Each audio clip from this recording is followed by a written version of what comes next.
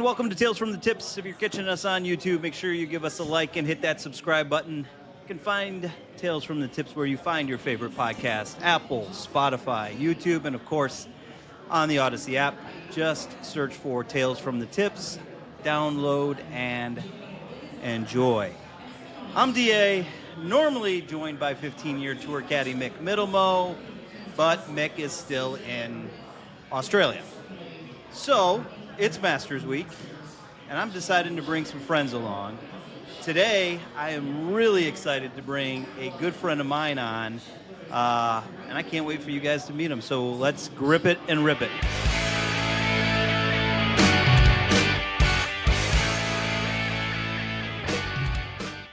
Well, here we are. A good friend of mine. It's funny because as I get ready to bring him on, now that I'm 50 years old, I have officially known you half my life. Half your life. Half my life. 25 years. Yeah. It's actually an honor and a privilege to bring on, let me, Chief Operating Officer for the Cima Restaurant Group. He's a good friend, been a longtime business partner with me. Mr. James Porcello, welcome. Appreciate it, Dave. Well, before we get into why we're talking, and obviously it's because of your love of the game of golf, we have an announcement to make. Yes, we do. Yes, so I'm gonna let you make the announcement. Well, we've listened to a lot of your podcasts. Oh boy, I'm sorry, but it's all right. Pretty entertaining. I'm not going to be as entertaining as Mick, obviously. Oh yeah. But we've listened to them. We think the demographic that you guys attract is very similar to the demographic we attract at Twin Peaks. We've had a long, outstanding relationship. We've had a business partnership that we've worked, so we've got some confidence in the longevity of our relationship. Whew. And I'm telling you. We would love to be your first official sponsor from the Twin Peaks side of things. And welcome aboard. We're excited about this. And as you and I have talked, not only are your Atlanta locations important for us, but in a couple of weeks, your North Charlotte location, very important with the PGA coming up. You've got a very nice place in Myrtle Beach. Absolutely. Kind of the semi-home of golf there on the East Coast. So, and as you mentioned, and I'm looking around, and 1, 2, 3, 4, over a dozen televisions with golf on. Well, this week's obviously big for golf, as you're very well aware, but golf's a big part of what we do, even year-round. We buy the Golf Live subscription, so not these tournaments that are sponsored, but you can come into any tournament throughout the year, starting on Thursday when the rounds kick off, and you don't have to wait for that 2 o'clock broadcast to come on. And I know everybody's got ESPN Plus now, and they have access, and they can watch it. It's not like it was 10, 15 years ago when you had to wait for CBS to come on at 3:30 in the afternoon. But you can turn that on. It's on at 7 a.m. in our restaurants. You catch the guy. You can come in and watch feature groups, and our subscription through ESPN Plus allows us to really get creative with that and be able to show it. So it's interesting you say that, because our industry really is changing. Obviously we're doing a podcast instead of, oh wait, I'm looking across the bar and I see a radio station over there. So when you talk about providing for your consumer, what is it, some of the things that you guys look for to help drive that? We obviously have to follow their interests. What is our demographic? Who are we trying to attract to? But we have a very wide demographic outside of what a traditional sports bar would have because of some of the things that we offer. And with that, we have to have every sports package. We've got to buy them all, anything that's accessible, anything we want, because everybody wants something different. You see how many TVs we have. We have to have this many TVs. It's become a little bit of a challenge as you grow because people don't want to watch a 35-inch or 40-inch TV anymore. You can't so you got to go bigger. Yep. But that means you got to do more. So you've got to bigger buildings, and you've got access. So we've got to have a wide variety, because you come in on any given day and you're going to have soccer on one TV and maybe women's softball on another TV and a football game going, and so. Well, it's as we've come in and we've done a lot of different things. We've obviously you had a very big day the other day with the NCAA championship. And a little rain here in Augusta, so that must have helped. Rain here in Augusta. So we're broadcasting today from Augusta. We are just a few miles down the road from the course. Not far at all. So I got to ask, and I know the answer, but our listeners don't. Your passion for the game of golf. When did it start? How did it start? And obviously, coming on board, you have a big passion for it. So where did it start? It started. It was actually kind of odd how it came up. I'm not your traditional dad got you into it, or a brother or a friend, somebody got you into it. I really didn't have anybody in my family that was big on golf. Didn't know much about it. Didn't play it. Didn't do a whole lot with it. Went to a small high school in Michigan, and when you go to a small high school, you kind of got to play every sport. There's only a handful of you that actually play the sport, so it was a year-round thing. Sports, when you and I were growing up, were a lot different. Yeah. You didn't have a year-long where you played the same sport. You bounced from sport to sport. You 2-3 months in one and move on to the next. Well, I got into high school, got a little sick, had to back off a little bit. I was playing 5 varsity sports. Wow. The doctor said, hey, you need to back off a little bit, right? Take it a little easy. You can't keep doing this if you want to get over it and get better. And I said, well, hey, here's the deal. One of my buddies is on the golf team. If I quit football, it's the same time of year in Michigan as golf. Yep. It's a lot less tasking. I'm just walking 9 holes at the time. It wasn't a big deal. And he said, well, give it a run. We'll run tests and see how you do. So I actually quit football, which did not go over well in a town that I grew up in, which was a major football community. Yeah. And went with one of my buddies who said, hey, why don't you come out and go play on the golf team with me? And so I literally picked up a club when I was about 13 years old, never swung before. And by the time I was a sophomore in high school, I was the number 1 guy on the varsity team. So it backfired a little bit on my buddy who got dropped in the ranks. But I immediately fell in love with the sport. Yeah.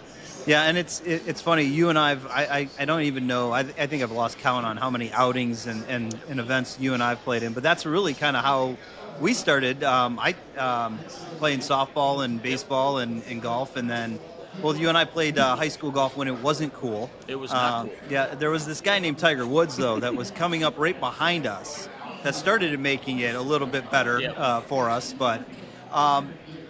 So your passion has continued through, and I'm gonna touch on it. I'm gonna let you, as a proud dad, talk about it. You have one of the top-ranked female amateurs in the state of Georgia as your daughter. She's doing very well for herself. Yeah. And I know you and I've talked a lot about it. As a dad, how do you balance that? Because it's not like just a regular, like you said, a football game, on a Friday night or a Saturday around here. Tournaments are pretty extensive. It's difficult. It really is. It's a situation you talked about, you and I, of where we played a lot in the tournaments, played a lot in work outings. That's kind of what my golf game became, because with having young kids, being in the restaurant business, how much I travel. It's hard to come home on a Saturday and go spend 5 hours on the golf course and not seeing your family or your kid and tell your wife, hey, sorry, I know you've had the kids all week, but I'm going to go play golf with my buddies. Right. So I quit for a long time, and what got me back into it was my daughter, her passion for the game, and it wasn't something that I forced on her. She randomly one day just said, hey, it was actually my son who plays hockey. He said, Dad, I want to go to the driving range. He was about 10 years old. He goes, he just liked to swing as hard as he could. We nicknamed him Happy Gilmore because he literally, his feet are moving. He would go down to one knee like he's taking a slap shot. So he did it. And my daughter's like, hey, I want to go. It's not fair. I have to sit home. And she was 6.5 years old. And so we took her to the course, and she fell in love with it, asked to take lessons, and I haven't got her off the course since. But like you said, as she's grown and developed and gotten better at the sport, it's become very time-consuming. The tournaments are now, 2 to 3 days long. The travel is sometimes leave on a Wednesday and get home late on a Sunday night if she does well and advances and makes the cut and moves on. So it's a lot. And right now, as we're recording this, she's in a tournament right now. She is. She's in an AJGA qualifier in Alabama. Nice. So her and the with wife mom, huh? With mom. Nice. That's a kind of a neat dynamic. For a long time, I was her caddy. Yeah. So every different tour is a little different, but in general, when you get to about that 12-year-old level, if you're playing in these competitive tournaments, you cannot have a caddy. Yeah. So that's when her and I started to separate from it a little bit, because she's 12, 13, 14, 15, now 16 years old. Yeah. Really not looking forward to spending a weekend in the hotel with Dad. Right. I'd rather have mom and kind of make it a girls' trip. So now that she can't have caddies, we're fortunate to where my wife can take her and they can spend weekends together. And Yeah. And your son's still playing a little collegiate hockey too. He is. So He is. Stayed close to home, right at Kennesaw State University. So he's playing hockey and roller hockey there. So. nice. Yeah. So it's funny because as you and I have talked about it, and that was the other part of this partnership is you're a caddy. I mean, and so Mick and you guys have built that bond. I know Mick is already. Mick is lobbying already to be her professional caddy when she gets ready for the LPGA Tour. He's prepared. I don't know. He sat a lot of players on the couch. You do know this, right? I do know that. Okay. But I've also heard his stories, and I think he's been prepared for my daughter. You know what? And I'll give him a hard time since he's not here. But his passion for the game is unlike anybody else I've met, and his knowledge. And that's the part. You know, when I look and you and I've talked about this so much with your daughter and how much she plays, it's fun. Now it's become golf has become fun again. We're not playing 6-hour rounds on the weekend. You and I are more talking about how did she do, you know, and you kind of break down round by round for me nowadays. So, so again, we're going to continue this partnership more for because of golf. What are some of the things, though, that Twin Peaks does to help generate and raise funds for fundraising, but also like charitable stuff where you guys give back to the communities? It's a nationwide brand. We own the Southeast, so we're in a small territory with 11 restaurants in the Southeast footprint, but it's a national brand. Across the country, we're constantly seeing things coming from other groups as well as ours. But the fundraisers can be anywhere from a national Twin Peaks brand that we opt into every one of them. If there's one, we just got done with a big Folds of Honor program that the company did. But we locally in our markets, as you discussed, it's really easy for us to get involved in the golf tournaments. Golf tournaments are, especially in Atlanta specifically, are consistently looking for support and sponsorships, and you get a lot of businesses that are getting hit over and over and over and over again.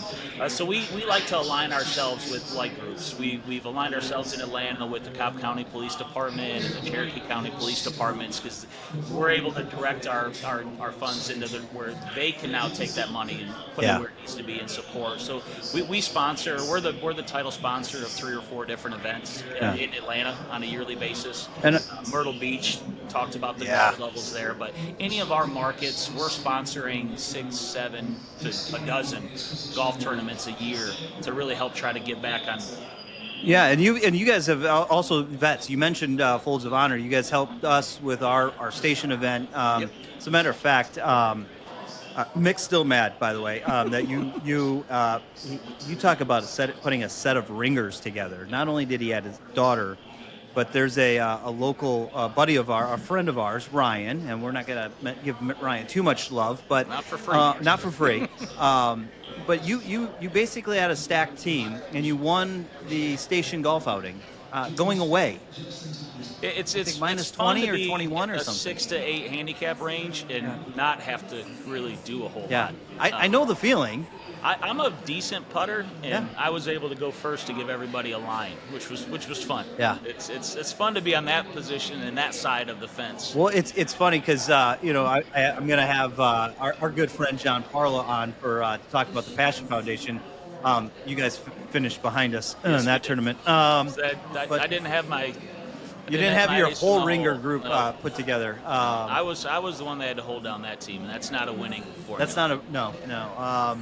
But it was funny because as John and I've always talked, and obviously with you, the commitment that you guys continue to make back into the communities, and you said golf outings, but also all the other events that you guys are constantly doing. Obviously, breast cancer awareness in the month of October. You guys are always doing fundraisers. I know that from a station perspective, that's one of the things that we love being a part with you. And now with this podcast, we're going to be able to do more along those lines. And we partner together with to help the Passion Foundation. Absolutely. So we've got some events coming up. Obviously, we're going to be in Charlotte for the PGA. Yep. what are some of the other locations for our listeners to know that if they're going to support the La Cima Restaurant Group, what are some of the locations for So Twin we've Peaks got locations? a majority of the 5 states in the southeast outside of Florida. We were in Florida for a while. We've moved on from that market, but we've got Alabama. So we've got 2, one in Huntsville, one in Hoover, Alabama, Birmingham suburb. Does extremely well. We like the Alabama market. We're in the eastern portion of Tennessee. We're in Chattanooga, which is, Chattanooga is just another. That's a fun market. Yeah, I was going to It's say. it's not far It's a from northern home. suburb. We're in Knoxville, Tennessee. Okay. You mentioned Charlotte. We're here in Augusta. Yep. And then we're in Myrtle Beach, Columbia, and Greenville, South Carolina. Twin Peaks is the best in the game. Here, your favorite drafts are poured at a frosty 29 degrees, and rare barrel-aged whiskeys are served just the way you want them. It's bigger game days and bolder fight nights. I mean, where else can you find a scratch kitchen that always comes in clutch every day from lunch to late night? Only at Twin Peaks, the #1 sports bar. Stick around after the sun sets. Twin Peaks is open really late. Wind down with bourbon and late-night bites. Nice. So we're going to be kind of working with you on finding some great times to be out at these locations. It's more like getting Mick back from Australia. Probably is more my biggest challenge at this point. One of the other things that I love to talk about is you're a big Michigan fan. I'm a lifelong Michigan fan. So again, this is another theme, as you guys know on our podcast. We talk a lot about our college love. Me, also a big Michigan fan. I made fun of John, by the way, since he can't figure out what school he cheers for these days. Meet a lot of those people. Yeah, I mean, it's a shame. So what with Augusta? Obviously, this is a big week for you guys. Yes. What are some of the things that you guys do differently this week than you would do on a normal week otherwise? Sure. Yeah, well, we're fortunate this has been a very successful restaurant for us, so we're pretty busy on a yearly basis, but this week takes it to a whole nother level. So the challenge here is how do you expand your building? How do you make it bigger for a week? How do you add seats? How do you add additional staffing? And we're fortunate to have a pretty good staff here. They all enjoy it. We could bring staff in, but a lot of the team here is like, no, I want to work all week. This is a week for them to really make some good money and be successful. And they love it. The environment's different. They're meeting people that aren't from Augusta, so a lot of people from out of the town, out of state, out of country. Yeah. But we had a tent down the whole south side of our building. We put a I was going to say out there. This place is amazing, by the way. This wide open. I mean, you can tell by the lighting. This is just natural light coming in. I don't have any light kits or anything like that. We're just sitting here right by the windows, and I'm looking across the bar at a very relatively full bar with the par 3 going on right there in the back behind me. Yep. Wow, what is it like this evening for you guys? It's every evening for about 10 to 12 days, pretty much from 5:30, 6 o'clock on. It's a full house until it's time to packed house doors at the end of the night. So nice. It's a lot of fun. And obviously, you and I, we live relatively close to each other. You stay up here for this, don't you? I do. It depends on where we're at from a team standpoint with a big company, but it's a big week for us. It's an important week. There's a lot of people in town. We have involved ourselves in fundraisers, local events. I'll go to 2 or 3 big events this week while I'm in town from nice. our beer partners and some other vendors that are in town. So I like to be here accessible. The people who come to town for all of our other vendors and all of our groups, it's all the big shots that come in, right? Yeah. So they're coming into the restaurant. So I like to be here to be able to, just be the face of La Cima and say hi to them and make sure they have a good experience. Yeah, I was going to say we got here this morning to get set up, and your whole team was meeting and getting ready for today's festivities. So I'm going to ask you, who do you like? I'm going to do it the same way we did in our preview show, win, place, show. So who do you have to win? Wow. Who do you think has a really good chance of winning, and who do you think is going to be your surprise, your sleeper pick? So you can start wherever you want. I'm going to start with the sleeper because I think the way he's been playing this year, and I'm a big fan of his, and I love seeing him come back. And he just had the TGL win. Nice. Representing our local Atlanta team, and I'd like to see JT kind of put it all together and make a little run this week as kind of a sleeper. By the way, Mick in our preview show teased me. He thinks I have a love affair with Justin Thomas. All right. I actually compared him to our buddy John. He's a party animal. I don't think there's a party Justin hasn't met that he doesn't like, and the same with our buddy John. I like JT. My sleeper pick, Shane Lowry. It's not a bad pick That was at all. my sleeper. All right, who do you got for place? To place, I think Bryson. I think we do a lot of pools. Yeah. For the majors, and Bryson's, when I've been able to grab him for a couple big events, he's helped me place myself in those. So I'm a big fan of his. I think I was a fan of him when it wasn't popular to be a fan of his, when he kind of went through this stage. So before we go on, so you were a fan of his before all the social media craze. Correct. I'm opposite. I was not a fan of Bryson's prior to him actually really leaving for Live, and now I find myself on the other side. I would almost say that if he makes a run this weekend, there are going to be roars. There'll be roars that you would heard, like Tiger-esque. Yeah. What made you gravitate to him early? Because mine is the whole. Really, it's the social media and opening up on the social media side. I think he was kind of a circus from the beginning, though. He was a different character. He was a different cat. Didn't really care what people thought about him. He was. I think when it comes to golf, the reason you like it's entertainment based, and that's why I really enjoyed the TGL when it came out recently and watched Billy Horschel and his personality. But Bryson, you could kind of see that personality. He had a little anger to him. He had a little, and he just seemed like a guy that just wore everything on his sleeve. You knew exactly what he was thinking, when he was thinking it. He was a little shady sometimes. And I just the club's all the same length, and then par 67 at Augusta. It was the entertainment value. I thought it was funny to watch and funny to. And then you start seeing him win a little bit, and then obviously you see what he does with a golf ball. Yeah. And he really, I think you can endear yourself to him pretty quick. But all right, so Bryson, I misspoke. My sleeper was Maverick McNeely. My place was Shane. I was looking at my notes over here going, I gotta correct that. Otherwise, I'm going to get called out.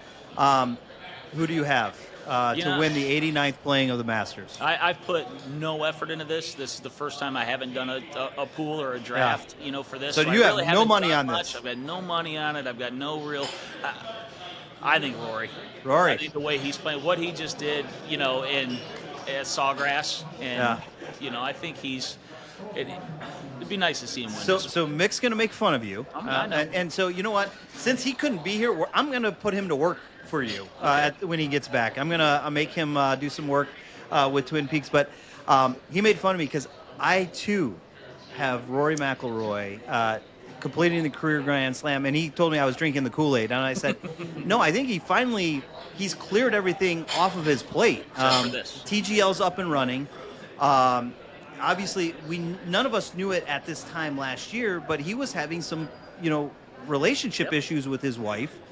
He announced right before the PGA last year that him and his wife were going to separate, and thankfully they've resurrected that. And then now to see all the stories with Poppy and stuff like that, I love where Rory's game is. Yep. I love where his mental game is. 2 wins already this year. I'm with you on the Rory train. By the way, Captain Mick took the easy pick, Scotty Scheffler. So don't blame him whatsoever. Yeah, so he will be the first pick in every draft. I will say his. So by the way, his place is Minwoo Lee. So Minwoo, he loves the Aussie, of course. As a matter of fact, if you look at all of his picks, there's an Aussie tie to it. Tied to it somewhere. Yeah. Shea Knight because of Victor Hovland as well. So just keep an eye on Mick when I put him to work. Make sure he's doing dishes or something, and keep him in the back or let's have some fun with him. We would definitely hire Mick. Yeah. He's got enough restaurant experience. He's been around. He does. He's been in the bar business. He talks about the bar business a lot. Yes, he does. He'd be really excited to see all your Mick Ultra signs up over here. He's obviously a big fan of that, and I don't see the Jameson sign. So you'll have to work on a sponsorship for that side of it for next year. Well, thank you. Thank you for taking the leap of faith with us. We're excited for the partnership. We're looking forward to it. You guys, make sure you give them a like and follow these guys. Twin Peaks, come visit us if you're in the Atlanta area or any of the La Cima Restaurant Group. You also have another restaurant chain, Salt Factory. Salt Factory Pub, correct. Yeah, in Alabama. Huntsville, Alabama. Yeah. So give those guys a check. Man, this was fun. I'm glad we could do this. Appreciate you having me. You heading over to the course at all? Going over Friday. Just found out in the last 2 hours. I've secured some tickets for Friday. So this guy, daughter doesn't even know yet. She's been bothering me for a couple years to get her back out here. So maybe you should. We'll get this episode edited and get it out, and then just send it to her. And then at the end of the episode, you can say, "Hey, by the way, make sure you listen to the end," and that way she can find out. But buddy, I really appreciate it. Thanks for having us out here. Thanks for everything you guys do, and looking forward to this. We are too. Well, thanks for tuning in. You can always catch all of our episodes on YouTube, but also check us out on our socials, Instagram, X, TikTok, of course, because that's where we like to play. And you can always catch all of our shorts on YouTube and all of our new content. Guys, as we always say, keep your drive straight, your putt short, and your scores low as we tee it up on Tales from the Tips. We'll talk to you next time.